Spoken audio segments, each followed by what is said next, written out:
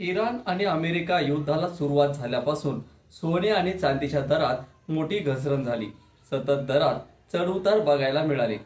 28 February 2026 पूर्वी सोन्याचे दर प्रचंड वाढले होते. 2 लाखाच्या आसपास सोने गेले होते. मात्र जसंही अमेरिकेने इराणवर हल्ला केला तसे सोन्याचे दर घसरले. या दरम्यान याचाच फायदा घेत अनेकांनी सोन्याची जोरदार खरेदी केली. मात्र भारताचे पंतप्रधान नरेंद्र मोदी यांनी मोठे आवाहन करत 1 वर्षाकरिता सोने खरेदी न करण्याचे जनतेला सांगितले. मात्र त्यानंतर 2च दिवसांमध्ये सोन्याच्या भावात मोठी घसरण झाली.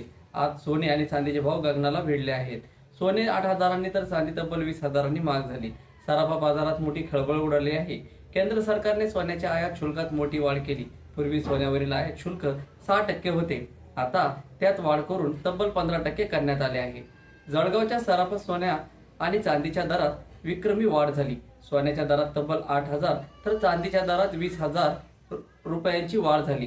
सोन्याचे दर जीएसटीसह 1,63,770 रुपयांवर गेले तर चांदीचे दर जीएसटीसह 2,93,000 रुपये झाले. ही अत्यंत मोठी वाढ म्हणावी लागेल.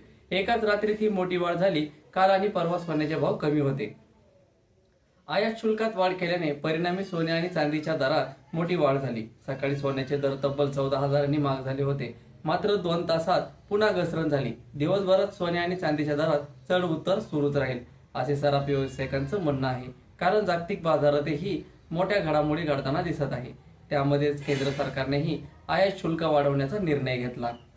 मागील काही वर्षात भारतात सोन्याच्या किमतीमध्ये मोठी वाढ होत आहे. त्यामध्येच आता पुन्हा एकदा आयात शुल्कामध्ये मोठी वाढ करण्यात आली आहे.